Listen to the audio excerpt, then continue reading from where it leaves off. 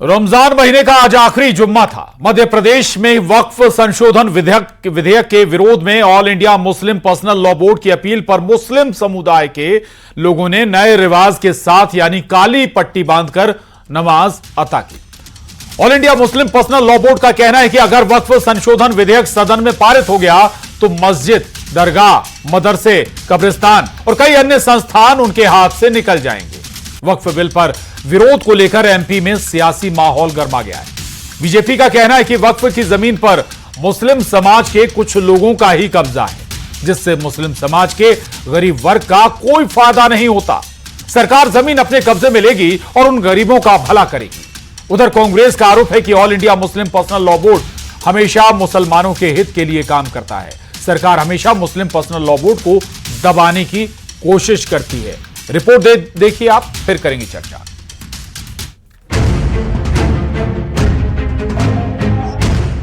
अलविदा की नमाज, दिखा नया रिवाज। जितनी बड़ी तंजीमें हैं उन्होंने एक आह्वान किया था शांतिपूर्वक अपनी बाजुओं में काली पट्टी बांधने को लेकर। शुरू से आ रहा है जो औकाफ में दे दी गई है संपत्ति, उसको अभी लेने से कोई मतलब थोड़ी है। हमारा विरोध शांतिपूर्वक है काली पट्टी को बांध को लेकर। काली पट्टी का प्लान, वक्फ पर किसे टेंशन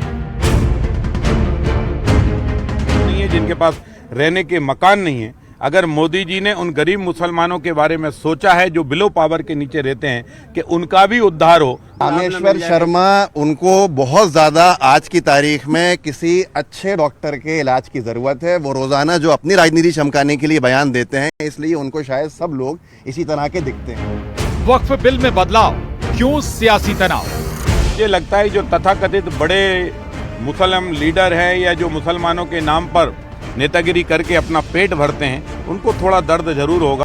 ये एक समुदाय का मामला है, जिस समुदाय से जुड़े एक संस्थान को बीजेपी की सरकार निरंतर निशाना बना रही है अपनी राजनीति चमकाने के लिए।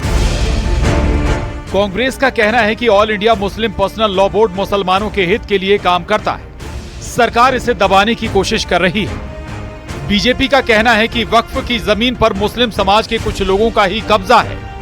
सरकार जमीन अपने कब्जे में लेगी और गरीबों का भला करेगी।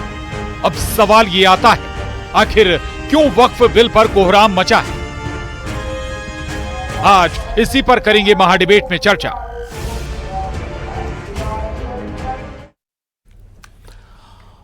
तो वक्फ बिल को लेकर अपने अपने दावे हैं। कोई कहता है हमसे छीन लिया जाएगा सब कुछ, कोई कहता है हक देने के लिए बिल लाया जा रहा है। आखिर इस बिल पर क्यों सियासी तकरार है? आज इसी पर महाडिबेट, लेकिन उससे पहले सवालों पर नजर।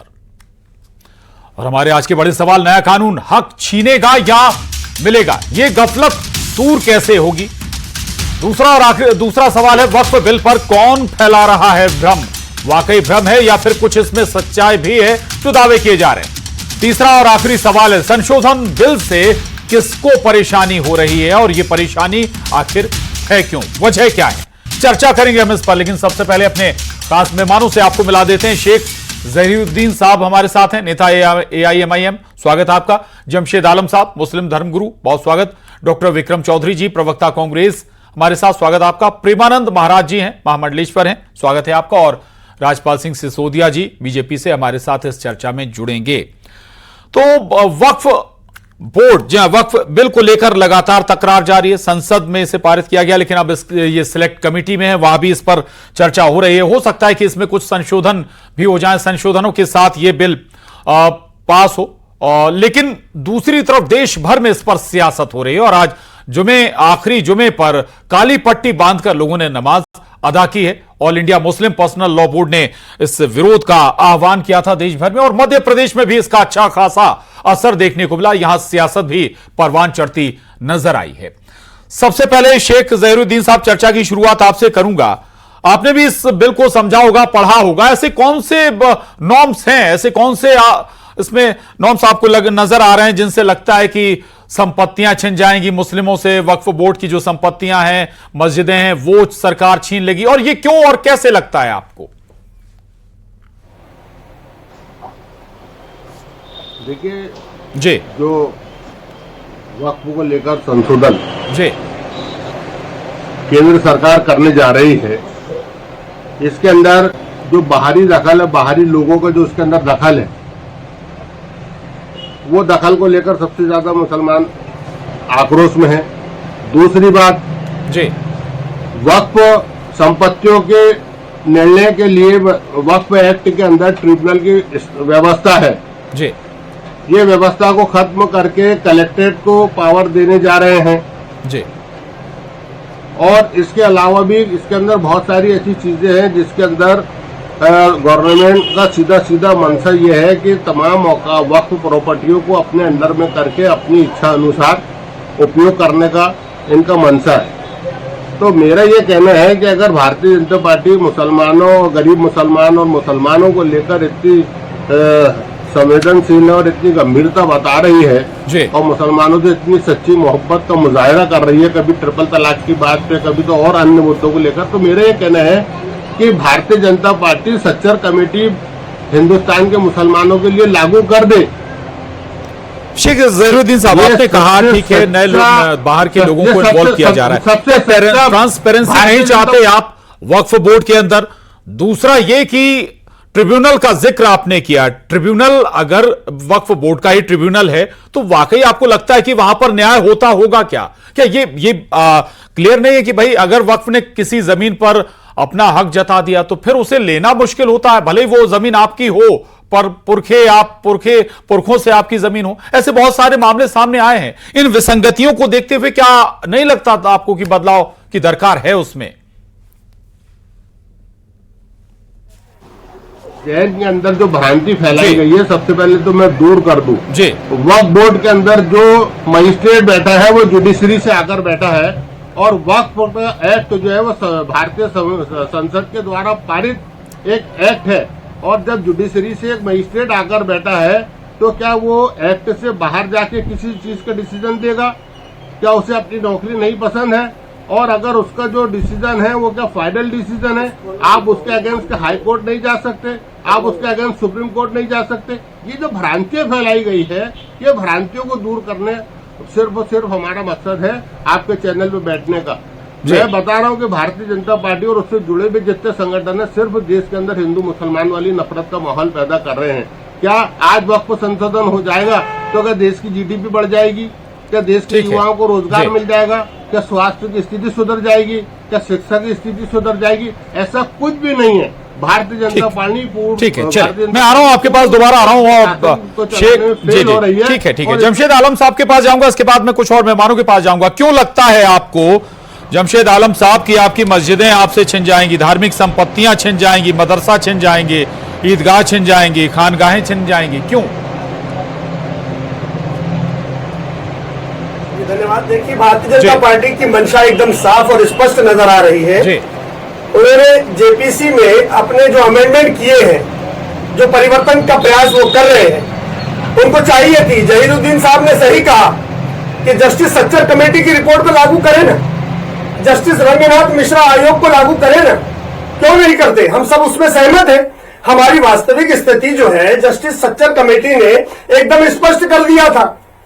उस हालात को क्या भारतीय जनता पार्टी ने कभी पढ़ने की कोशिश की कि वो हालात क्यों थे? अगर कांग्रेस ने बताए थे कि मुसलमानों के हालात इतने खराब है तो बीजेपी की सरकार उस पर अमल करे। जस्टिस रंगनाथ मिश्रा आयोग ने पूरी स्थिति बता दी। जस्टिस जमशेद आलम साहब, सरकार जो सत्ताधारी दल है उसके नुमाइंदे कहते हैं कि भाई जो वक्फ बोर्ड है वो कुछ हाथों में है और उससे कुछ परिवार पल रहे हैं, कुछ परिवार के पास ही पैसा जा रहा है। आम जो गरीब मुस्लिम वर्ग है उसको उससे कोई फायदा नहीं हो रहा है। जी, मुस्लिम वर्ग को फायदा पहुंचाने के लिए जो वक्फ बोर्ड के जो चेयरमैन अध्यक्ष हैं भोपाल के अंदर में, मध्य प्रदेश में डॉक्टर सनोवर पटेल खुद उसके चेयरमैन अध्यक्ष हैं। वो कहते हैं कि 92% वक्फ में कब्जा है, अतिक्रमण है जी। तो जो सरकार के अधीन है, वक्फ बोर्ड सरकार के अधीन है, सरकार चला रही है वक्फ बोर्ड को चला रहे डॉक्टर सनोवर पटेल, तो वो इस बात को स्पष्ट करे, वो कार्रवाई करे ना, वो कार्रवाई क्यों नहीं कर रहे? ठीक मैं आ रहा हूं राजपाल सिसोदिया जी, आप अगर बात पूरी सुन रहे हो, आपने दोनों मेहमानों की बात सुनी होगी, जहीरुद्दीन साहब की भी, जमशेद आलम साहब की भी, इन्हें लगता है कि सरकार का ये तरीका है, हथकंडा है वक्फ बोर्ड की संपत्ति हथियाने का? देखिए, वक्फ अधिनियम 1995 के तहत वक्फ की संपत्तियों का प्रबंधन किया जाता है और देखने में आया कई सारी चुनौतियां हैं, कई सारी कमियां हैं, जो अभी खुद मेरे पूर्व वक्ता दोनों कह रहे थे। तो फिर संशोधन की आवश्यकता हुई और फिर वक्फ संशोधन विधेयक 2024 लाया जा रहा है। इसके लाने से इसमें जो है पारदर्शिता और आएगी, जवाबदेही सुनिश्चित हो सकेगी, क्योंकि इसमें एक जो अमेंडमेंट ये है कि गैर मुस्लिम सदस्यों की नियुक्ति होगी और दूसरा एक और इसका जो मुख्य प्रावधान ये होगा कि पारदर्शिता बढ़े। कैसे पारदर्शिता बढ़े? तो वक्फ की घोषित संपत्तियों के प्रबंधन में पारदर्शिता बढ़ाने के लिए वक्फ बाय यूजर के नाम से भी इसके अंदर एक बदलाव करने की हमने उसमें गुंजाइश बनाई है। महिलाओं को अधिकार मिले तो इसके लिए भी वक्फ अलग औलाद के नाम से पारिवारिक वक्फ में महिलाओं की विरासत अधिकार की रक्षा के लिए प्रावधान शामिल किए हैं, जिसमें विधवाओं, तलाकशुदाओं, महिलाओं और यतीमों को भी समर्थन मिल सकेगा। अब ये विवाद क्यों? तो विपक्ष का इसमें विरोध क्यों? तो निश्चित तौर पर बात समझ में आती है कि विधेयक पर विचार करने के लिए एक संयुक्त संसदीय समिति का गठन किया गया और उसकी अध्यक्षता भाजपा के सांसद जगदम्बा पाल जी ने की। समिति ने विधेयक के विभिन्न प्रावधान विस्तृत चर्चा की और 14 संशोधन को मंजूरी भी दी। विपक्ष के सदस्यों के द्वारा जो 44 संशोधन का मतदान के माध्यम से खारिज किया गया, जिससे विपक्षी दल में असंतोष व्याप्त हो गया। वास्तविक में क्या है कि उसके अंदर हम जो संशोधन कर रहे हैं ना, दबी जुबान से तो विपक्ष भी उस बात को सहमत हो रहा है, परंतु किसी प्रकार के दबाव में आकर जिस प्रकार से ये जो हो रहा है, मेरा ऐसा मानना है कि एक बार खुले मन से हमने कहा दबी जुबान से विपक्ष भी साथ में है। ठीक है, विक्रम चौधरी जी हमारे साथ हैं। विक्रम चौधरी जी बात सुन रहे हैं राज्यपाल जी की, वो कह रहे हैं दबी जुबान में आप भी साथ में है, लेकिन वर्बली तो आप लोगों को इसमें साजिश नजर आती है। दूसरा ये कि भाई संसद में ये पास के बाद जेपीसी में पहुंचा है, जेपीसी में सभी दलों के सांसद हैं जो इस पर विचार कर रहे हैं, अमेंडमेंट के लिए तैयारी कर रहे हैं। विक्रम चौधरी जी देखिए, आप इसको इस तरीके से देखिए कि भाजपा ने एक नया पैटर्न डेवलप किया है कि वो मुसलमानों को उकसा रही है, भड़का रही है, और मुसलमान जो है वो अपनी मासूमियत में आकर, चूंकि सरकार पे भरोसा नहीं करते इसलिए डर भी जाते हैं, तो वो एकत्रित हो जाते हैं और प्रदर्शन करने लगते हैं। भाजपा चाहती है कि मुसलमान ज्यादा से ज्यादा इस तरीके के प्रदर्शन करें, जिससे एक पोलराइजेशन, एक ध्रुवीकरण की स्थिति बने, क्योंकि कोई एक जमात एक साथ खड़ी होती है तो स्वाभाविक तौर पर दूसरे वर्गों में एक चिंता की लहर दौड़ जाती है। तो भाजपा का पूरा दारोमदार या पूरी जो एक्सरसाइज है वो सिर्फ यही करवाने में है कि मुसलमानों को कैसे ज्यादा से ज्यादा इकट्ठा करें अथवा मोबिलाइज करें, जिससे हिंदुओं में निराशा फैले, वो क्षुब्ध हो जाए। भाजपा हिंदुओं को निराश करके आपने जो बात कही इसका जवाब मैं दूंगा। नहीं, आप मेरी बात नहीं बताइए, आप मेरी बात सुन लीजिए। वक्फ विधेयक के साथ हैं या नहीं? कांग्रेस कहां है, क्या कर रही है? मेरी बात सुन लीजिए। मेरा ये दावा है कि भारत में भाजपा की राजनीतिक प्रासंगिकता सिर्फ उतनी ही है जितने में वो मुसलमानों को खलनायक बना सके। और मैं आपसे बता रहा हूं, वक्फ बोर्ड में, वक्फ बिल में जैसा है वो वैसा ही सामने आएगा। इसमें वो थोड़ी बहुत कॉमा फुल स्टॉप की गुंजाइश है जो उसको बदलाव करेंगे, लेकिन इनकी जो पूरा का पूरा दारोमदार है एक गलत फहमी फैलाकर मुस्लिम समाज को भड़काना और मुस्लिम समाज को एकत्रित करना और उस एकत्रीकरण से हिंदू समाज में भय पैदा करना। भाजपा की यही पैटर्न है, यही राजनीति है। वक्फ बिल में कोई भी संशोधन भाजपा नहीं करने जा रही, मैं आपसे बता रहा हूं अभी। चलिए, आपको लगता है इसमें कुछ भी बदलाव नहीं होने जा रहा? मैं लौटूंगा इस पर, जवाब भी लूंगा राज्यपाल जी से, लेकिन उससे पहले प्रेमानंद महाराज जी, वक्त पर कानूनों में बदलाव होता रहा है और पर्टिकुलर किसी जाति, समुदाय, धर्म से मामला नहीं है जुड़ा, बल्कि भाई जो बनते हैं उनमें समय के हिसाब से बदलाव भी होता है, जरूरत भी महसूस होती है। इसी तौर पर देखा जाए, इसी क्रम में इसे देखा जाए, या कुछ और आगे भी सोचते हैं आप इस पर? देखिए, ये एक विशेष का बोर्ड है और ऐसा बोर्ड है जिसको मैं वक्फ बोर्ड नहीं, भूमाफिया बोर्ड कहता हूं, क्योंकि इन्होंने, वक्फ बोर्ड वालों ने अभी भेंट द्वारका पर भी अपना कब्जा बताया है जी। जो भगवान श्री कृष्ण की पवित्र स्थली है, वहां के 2 द्वीपों पर भी वक्फ बोर्ड ने गुजरात हाईकोर्ट में आवेदन दिया, जिसका संत समाज घोर निंदा करता है।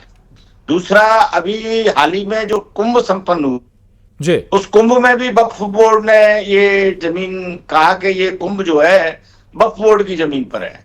अब इन लोगों को ये जानकारी होना चाहिए कि आदि काल से कुंभ लगता आ रहा है और आदि काल से ये माँ गंगा की गोद में लग रहा है।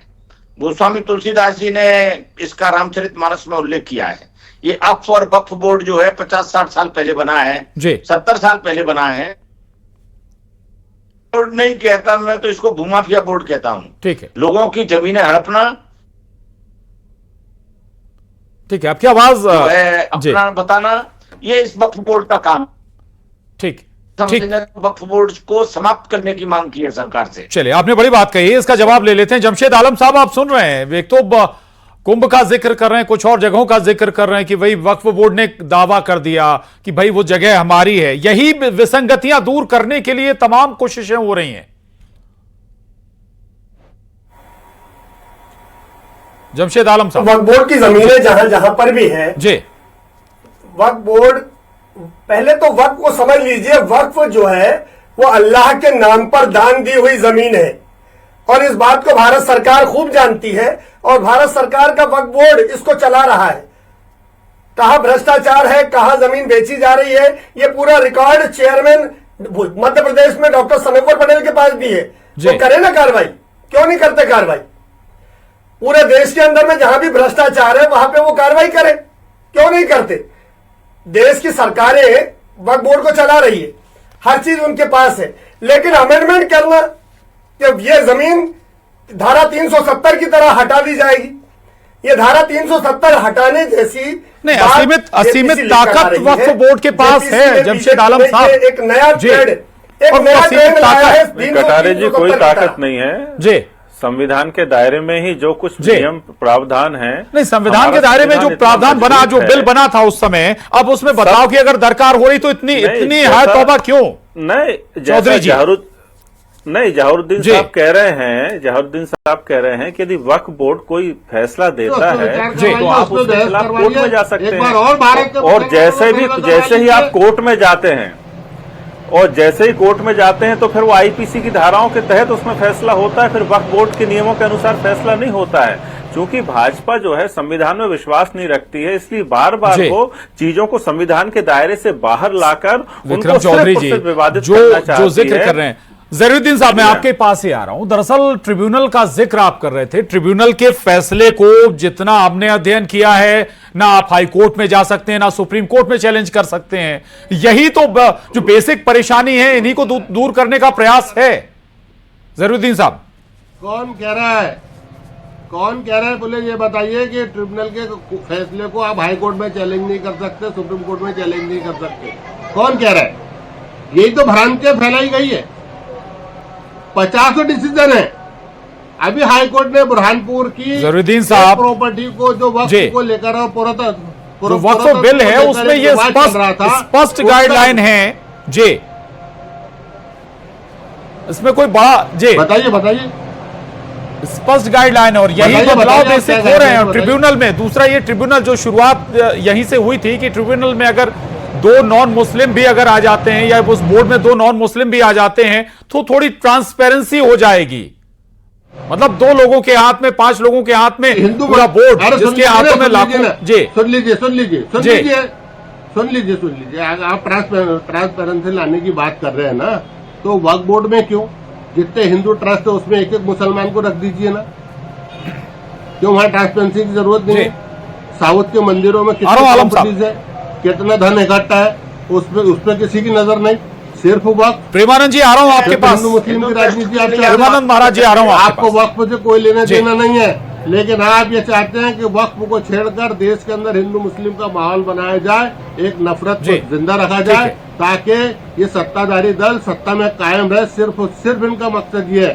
और अगर ये ट्रांसपेरेंसी की बात करते हैं तो देश के अंदर जितने हिंदू मंदिरों के बोर्ड है, जितने ट्रस्ट है, सबके अंदर एक एक मुसलमान को रख दीजिए आप, तब समझ में आएगा कि मुसलमान की पीड़ा क्या है, मुसलमान क्यों इसका विरोध कर रहा है, क्यों इसका एहतजाज कर रहा है। ठीक है, प्रेमानंद महाराज जी, एक सवाल उठाया उन्होंने कि केवल ट्रांसपेरेंसी वक्फ बोर्ड में ही क्यों, मंदिर मठों में भी हो जानी चाहिए ना फिर? अरे मैं तो बना हुआ है, इस वक्फ बोर्ड को समाप्त कर देना चाहिए जी। 75 साल की सरकार थी, उसने कांग्रेस के क्योंकि वो जो है शासन की वक्फ बोर्ड बनाया और वक्फ बोर्ड जो है भूमाफिया बोर्ड है और इनको मंदिर अपनी जाति मिल्कियत है वो मंदिर पर बोलने का अधिकार नहीं है क्योंकि किसी एक धर्म के लिए इस देश में बोर्ड की आवश्यकता नहीं है। इसलिए हम घोर विरोध करते हैं और हमने कुंभ में भी ये प्रस्ताव पारित किया है कि वक्फ बोर्ड को समाप्त किया जाए क्योंकि यहाँ भी सनातन बोर्ड की मांग आप लोगों की तरफ से इनके पिताजी पूर्वज कब से कुंभ में स्नान करने आए, कब लोगों ने कुंभ लगाया, आज काल से कुंभ लग रहा है उस भूमि पर भेट द्वारिका भगवान कृष्ण ने बसाया। भागवत जी में कुंभ के नाम पर हमला करने वाले लोग, ये कुंभ के नाम पर ऐसा दावा न कुंभ पे हुआ है न कृष्ण जन्मभूमि पे हुआ है, कहीं ऐसा दावा नहीं हुआ है। चुप हो जा, ये हमारी जो लड़ाई है ऐसे ही संघियों से है। आपको बिल्कुल शांत होना चाहिए, आपको बिल्कुल चुप होना चाहिए। अपनी बात रखिए प्रेमानंद महाराज जी, जल्दी आप जब बोल रहे थे मैं बिल्कुल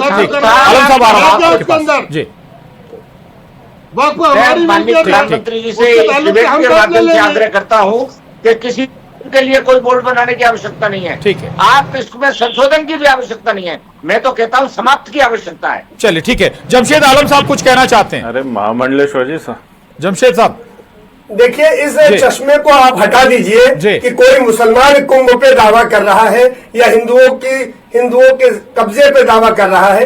कोई मुसलमान कभी किसी पर दावा नहीं करता। जो वक्फ बोर्ड है वो भारत सरकार के अधीन है, उसके प्रशासनिक अधिकारी बताएंगे कि कहाँ भ्रष्टाचार है और कहाँ नहीं है। चलिए, यहाँ आस्था से जोड़ने का प्रश्न नहीं है। राजपाल आवाज अगर मिल रही हो आपको, विक्रम चौधरी ने एक सवाल उठाया, ये माहौल के पोलराइजेशन के लिए। देखिए ये राजपाल जी, ये जो संशोधन है ये वक्फ की संपत्तियों के बेहतर प्रबंधन, पारदर्शिता और कानूनी सुरक्षा को मजबूत करने के उद्देश्य से, इसके अलावा और कोई उद्देश्य नहीं है। विपक्ष इसमें कुछ भी बात ढूंढता रहे, वो उसके संपत्ति जो है सटीक संपत्ति का रिकॉर्ड नहीं है आज, तो रिकॉर्ड कैसे आएगा? तो डिजिटल पोर्टल बनाने की व्यवस्था और सर्वेक्षण की बात कर रहे हैं। अब यदि छोटी मोटी नीतियां हैं प्रशासन अपने स्तर पे बना सकता है। कई मामलों में वक्त संपत्ति अवैध कब्जे हो गए, तो कब्जों को कैसे हटाया जाएगा? तो इसके लिए इसमें संशोधन करके संपत्तियों को निपटाने की कोशिश में आप में खोज लेते हैं, सुधार करना पड़ेगा। बेहतरी की कोशिश प्रशासनिक स्तर पे की जा सकती है। ये राजपाल जी जो बातों का दावा कर रहे हैं वो प्रशासनिक स्तर पर भी संभव है, उसके लिए बिल लाने की आवश्यकता नहीं है। ये सरकार इनको चलाने नहीं आती है, सिर्फ प्रोपेगेंडा करना आता है। चल ठीक है, माफी चाहूंगा, वक्त है नहीं ज्यादा, लेकिन ये बड़ा महत्वपूर्ण मसला है और इस पर बहुत विचार विमर्श होना चाहिए बजाय विरोध के कि आखिर बिल में है क्या और क्या बदलाव होने जा रहे हैं और उन बदलावों से आखिर होगा क्या। बहुत शुक्रिया आप सभी खास मेहमानों का इस चर्चा में, और महाडिबेट में आज बस इतना ही।